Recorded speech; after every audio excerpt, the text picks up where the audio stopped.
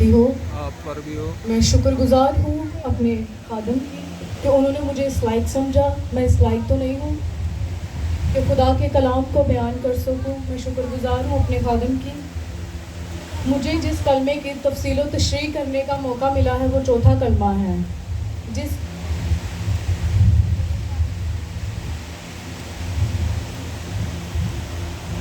اس کلمے کا عنوان کفارہ ہے یا اسے کلمہ بچھوڑا بھی کہا جاتا ہے.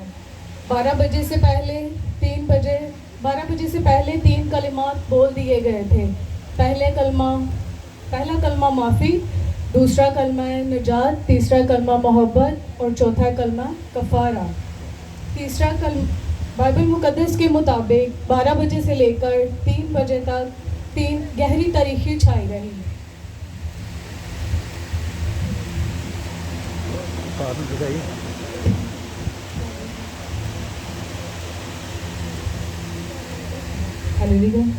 دوپہر سے لے کر تیسرے پہر تک گہری تاریکی چھائی رہی.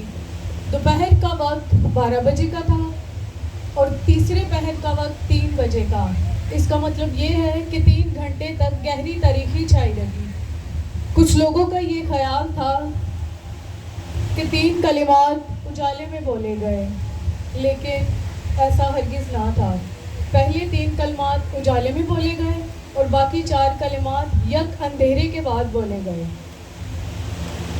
اندھیرے میں کوئی بھی کلمہ ادا نہیں کیا گیا. اندھیرا کیوں چھا گیا؟ اس وقت کے لوگوں کا خیال تھا کہ یہ اندھیرا اچانک سے ہوا ہے، لیکن یہ اندھیرا خداوند کی منصوبہ بندی کے تحت تھا. اس کی پیشن گوئی بھی کلام مقدس میں موجود ہے. آموس 8:9 آیت. خداوند خدا فرماتا ہے اس روز دوپہر کو ہی غروب ہو جائے گا. میں روز روشن ہی میں زمین کو تاریک کروں گا. یہ وہی وقت تھا جب یسوع مسیح کو صلیب دی جا رہی تھی. یہ پیشن گوئی یسوع مسیح کی ولادت سے 742 سال قبل از پہلے کی گئی تھی. اندھیرا بھی گپ اندھیرا تھا. بعض لوگوں کا خیال تھا کہ اس میں روشنی تھی، لیکن اس میں کوئی روشنی نہیں تھی. کوئی ایک دوسرے کو نہیں دیکھ سکتا تھا.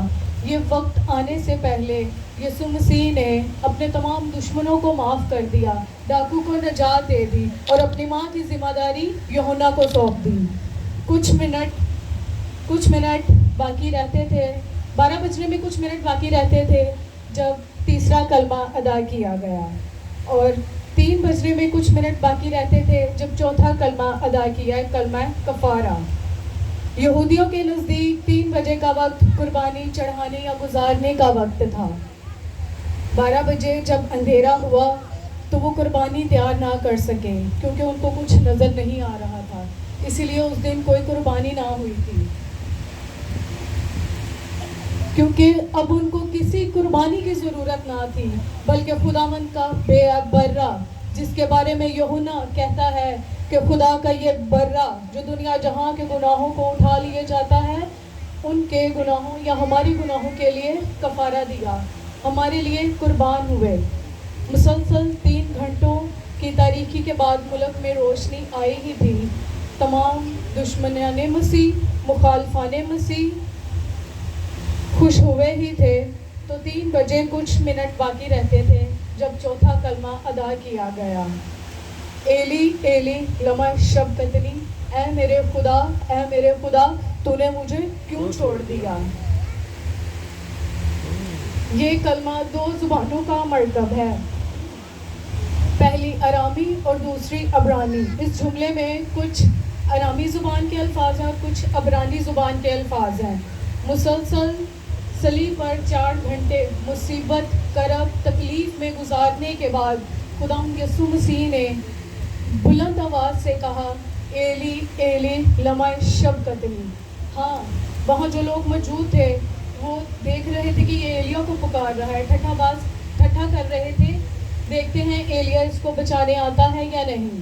زبور 22 باب اس کی پہلی آیت، اے میرے خدا تو نے مجھے کیوں چھوڑ دیا. اس آیت مقدسہ کی تکمیل چوتھا کلمہ جہاں یسوع مسیح نے کہا ایلی ایلی لما شبقتنی. اس کلمہ پر خداوند یسوع کے دو نظریات ہیں. خداوند نے یسوع کو نہیں چھوڑا، یسوع چھوڑا گیا تاکہ کفارہ ہو سکے. زندگی یسوع کے اندر دو شخصیات تھی، پہلی کامل انسان، دوسری کامل خدا. اب صلیب پر یسوع کامل انسان کی حیثیت کے طور پر لٹکے تھے. لوگ اعتراض کرتے تھے کہ یہ اگر خدا کا بیٹا ہے، اگر یہ خدا ہے تو یہ صلیب پر کیوں لٹکا ہے؟ صلیب پر خدا کا صلیب پر لٹکنا ہمارے لیے تھا. وہ کامل انسان کی حیثیت کے طور پر لٹکا تھا، ہمارے گناہوں کے لیے، ہمارے کفارے کے لیے. پر خدا، یہ خدا کا برہ ہے جو دنیا جہاں کے گناہوں کو اٹھا لیے جاتا ہے. ہم نے یسوع مسیح کے وسیلہ سے نجات پائی ہے. افسیوں پہلا باب اس کی 7 آیت، ہم کو اس میں اس کے خون کے وسیلہ سے مخلصی یعنی قصوروں کی معافی اس کے اس فضل کی دولت کے موافق حاصل ہے. یسوع نے جب اپنے شاگردوں کے ساتھ آخری فصح کھائی تو کہا کہ یہ میرا خون ہے جو بتھیروں کے واسطے بہایا جاتا ہے. اخبار 16 باب کے مطابق یوم کفارہ کے لیے 2 برے قربانی چڑھانے کے لیے لیے جاتے تھے. ایک پر خداوند کے نام کا قرعہ ڈالا جاتا تھا اور دوسرے پر بنی اسرائیل کے نام کا قرعہ ڈالا جاتا تھا.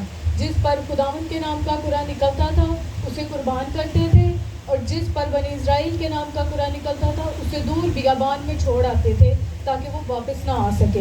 اسی طرح اس نے ہمارے گناہوں کو اتنی دور کر دیا اپنے خون کے وسیلہ سے کہ دوبارہ ہم پر غالب نہ آ سکے. یسایہ 43 باب اس کی 25 آیت، میں ہی وہ ہوں جو اپنے نام کی خاطر تیرے گناہوں کو مٹاتا ہوں اور میں تیری خطاؤں کو یاد نہیں رکھوں گا. زبور 103 12 آیت میں لکھا ہے، جیسے پورب پچھم سے دور ہے ویسے ہی اس نے ہماری خطائیں ہم سے دور کر دی. اس کا چرنی میں آنے کا مقصد صلیب تک کا سفر تاکہ ہم نجات پا سکیں، کفارہ ہو سکے. آمین.